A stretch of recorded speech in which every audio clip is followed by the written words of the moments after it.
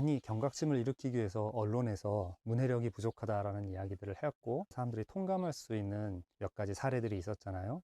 몇몇 그 단어들을 모르는 걸 보면서 와, 이걸 모르냐. 근데 사람들이 사실은 어휘력이라고 말하지 않고 문해력이 문제다 이렇게 얘기를 하는 거예요. 어휘력은 문해력에서 굉장히 중요한 부분이긴 하지만 전부는 아닙니다. 어휘력뿐만 아니라 더 중요한 다른 것들이 무엇이냐, 그건 응집성이라고 이야기할 수 있어요. 응집성은 리터러시 학문에서 굉장히 중요한 부분입니다. 높은 수준의 글 읽기를 하기 위해서 자녀들이 글을 잘 읽고 계속해서 훌륭한 대화 실력을 가지고 살아갈 수 있도록 도와주기 위해서 이 응집성은 잘 아셔야 됩니다. 이번 영상과 또 앞으로 이어질 영상을 통해서 이 응집성에 대한 얘기들을 많이 하려고 해요. 이전의 영상들에서 해왔지만 그게 이해하기가 어렵다라는 이야기를 하시기도 해서 이해하실 수 있도록 설명을 드리려고 합니다. 대화를 통해서 아이들의 어휘력도 늘고 또 언어 사용하는 것 많이 배운단 말이에요.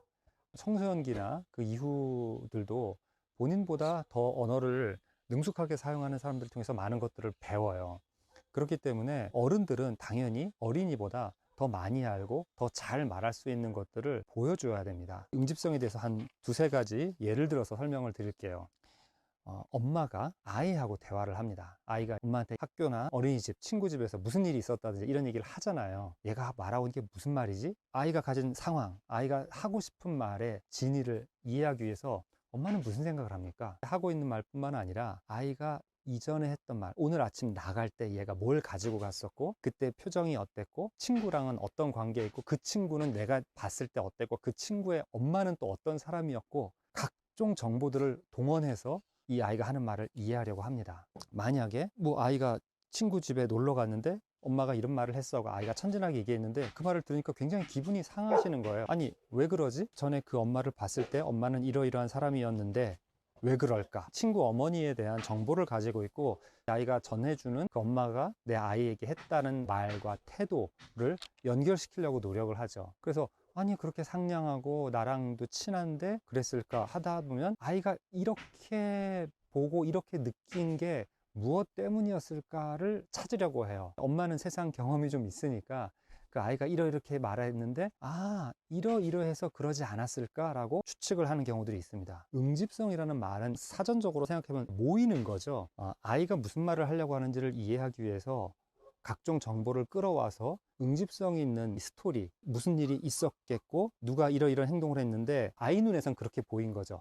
그래서 그걸 나한테 얘기를 했는데 내가 잘 통찰을 해보건대 이러이러한 일들이 있었겠구나 이렇게 이해를 하는 거죠. 그러니까 이거는 사건의 응집성 있는 이해를 위해서 노력한 거예요. 근데 노력할 때 해석하기 위해서 필요로 했던 게 뭡니까? 아이의 말, 이것과 관련돼 있는 사람들, 상황들에 대한 엄마의 정보, 그리고 엄마가 가보지 않았지만 가보지 않은 어떤 장소거나 만나보지 않은 아이의 친구일지라도 보통 아이들이 어떻다라든지 아니면 이름은 모르는데 내 아이가 어울리는 애를 예전에 본 경험이 있죠. 그럼 그때 순간적으로 그냥 짤막하지만 어쨌든 저 아이는 이런 아이일 거야 라고 본인이 판단한 기억이 있어요. 기억이니까 일종의 지식입니다. 그것이 옳든 아니든 간에 그런 것들을 종합해서 이해를 하는 거예요. 이제 대화 상황을 볼게요. 하버드 말하기 수업이라고 제가 가지고 있는 책이 있었는데요. 자, 여기 보면요. 화장품 회사 대표와 부장과의 에피소드가 있습니다. 여기서 이제 어떻게 응집성 있는 그 대화, 마무리가 되었는지를 보시면 됩니다. 윤 대표라고 하는 사람이 화장품 회사를 경영하고요. 자기 자사 화장품의 영향력을 키우기 위해서 줄곧 자기 회사의 제품만을 사용했고, 그리고 직원들 역시 다른 회사 제품을 사용하지 않도록 했대요. 다른 회사의 화장품을 쓰는 것이 자기 회사에 도움이 안 된다고 생각했기 때문이다.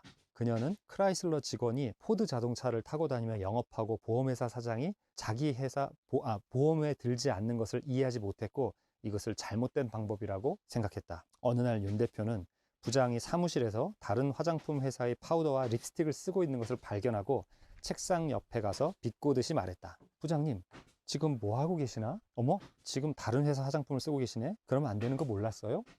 자, 이 사람이 가지고 있는 어떤 철칙, 신념과 맞지 않는 행동을 한 거예요. 부장은 얼굴이 시뻘개졌지만 꿋꿋하게 말했다.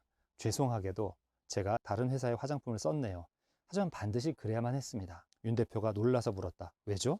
일전에 고객 한 명을 놓쳤어요. 아마 사장님은 제가 왜 그 고객을 놓쳤는지 상상도 못할 거예요. 고객이 부장한테 다른 회사 제품과의 비교를 해달라고 했어요. 근데 부장이 사장의 방침에 따라 자기 회사 제품만 써놓으니까 다른 회사 제품에 대해서 알지를 못했습니다. 그러자 고객이 실망하면서 아니 어떻게 다른 회사 제품을 모르면서 자기 회사 제품이 우수하다고 이야기를 할 수 있느냐, 우수한 거 맞냐, 이렇게 얘기를 한 거예요.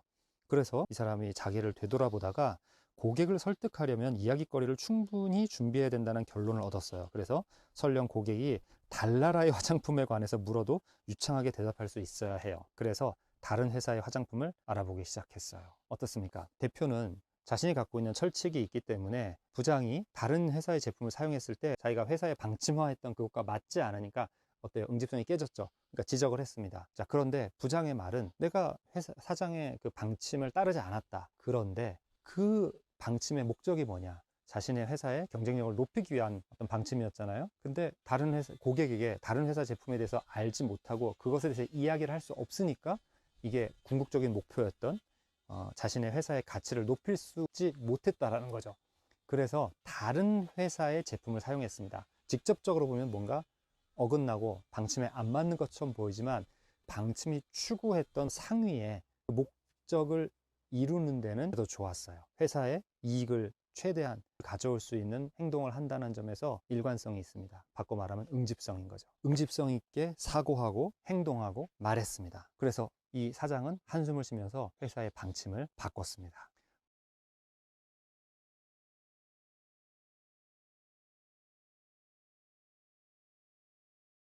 응집성 있는 말을 듣고, 이거는 그냥 모든 언어 사용자들에게는 굉장히 중요한 개념입니다. 이런 것들을 잘 활용할 수 있으면 수준 높은 텍스트를 이해하기 위해서는 응집성을 알고 응집성 있는 이해, 응집성 있는 발화 등을 할 수 있도록 노력하는 것이 필요합니다. 그래서 야, 응집성 이거 중요한 거니까 공부해야 돼, 이렇게 말하는 게 아니라 이걸 염두에 두고 언어를 구사하는 거예요. 너가 이렇게 말했는데 아까 이렇게 말하고 지금 이렇게 말한 거 보니 이렇다라는 거지. 그러면 아이가 그렇다고 해서 아이가 나도 저렇게 말하고 싶어 라고 생각하는 경우는 흔치 않아요. 하지만 계속 그렇게 말하다 보면 자녀도 그렇게 따라갑니다. 그렇기 때문에 부모님들은 이걸 아시는 것이 되게 좋아요. 물론 자신을 위해서 노력하는 성인들도 텍스트에서 응집성을 파악하고 응집성 있게 이해하는 것, 응집성 있는 정신표상을 만드는 것, 이런 것들을 노력하는 게 필요합니다. 자, 텍스트에 있어서의 응집성은 무엇이냐, 그리고 텍스트를 읽음으로써 우리 마음속에 어떻게 응집성 있는 표상을 구성하느냐, 이런 것들은 다른 영상에서 그 부분에 초점을 맞춰서 다루도록 하겠습니다.